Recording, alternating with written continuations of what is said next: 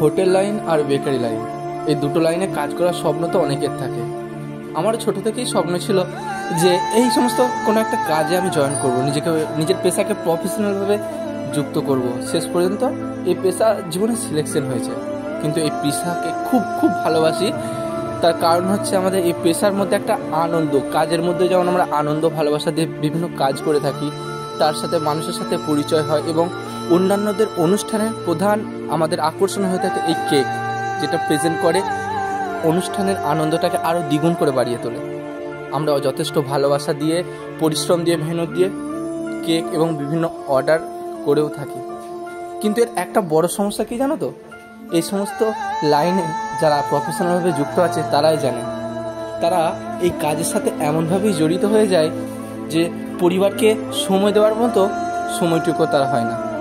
তাদের কাজের কোনো সময়সীমাও থাকে না, কখনো সকাল থেকে রাত, রাত থেকে সকাল, দিনের পর দিন, রাতের পর রাত, সময়ই পায় না যে সব পরিবার থেকে সময় দেয়। তো যাই হোক, আমি ভালোবাসি একটাই কারণ এটা আমার পছন্দের ছিল। ছোট থেকেই আমার পছন্দের ছিল যে আমি এমন কোনো একটা পেশায় নিজেকে নিযুক্ত করব। তাই তোমাদের ভালোবাসা পেয়ে আজ এত দূর পর্যন্ত আসতে পেরেছি। সবই তো তোমাদের ভালোবাসা একান্তভাবে কাম্য করব। এইভাবে আমার পাশে থাকো এবং তোমাদের পছন্দনীয় বিভিন্ন আবদার আমাদেরকে জানিও, চেষ্টা করব তোমাদের কাছে দেখানোর। বিশেষ করে কেক, ব্রেড সাইটে আমরা তো করে থাকি, আমি আমার এই অ্যাকাউন্টেও পোস্ট করে থাকি। তো এই কেকটা ছিল আমাদের ব্যান্ডেলের বিধায়ক, মানে স্বয়ং এমএলএ অসিত মজুমদার আজকে বার্থডে ছিল।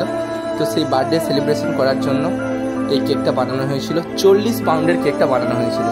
তো কেকটা সম্পূর্ণভাবে আমরা ডেকোরেশন করতে করতে, ভিডিওটা যথেষ্ট কষ্ট করে বানিয়েছি, কেননা ডেকোরেশন করতে করতে, কাজ করতে করতে ভিডিও বানানো সম্ভব হয়ে ওঠে না।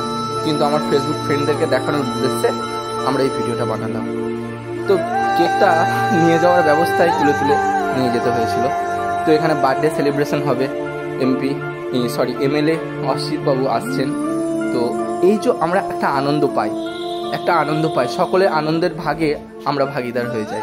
এটা আমাদের কাছে অনেক অনেক অনেক, কেননা আমাদের এই কাজের মাধ্যমে আমরা নিজেরাও তো আনন্দ পাই, তার সাথে সেই অনুষ্ঠানটিকেও আরও দ্বিগুণ আনন্দিত করে তুলি।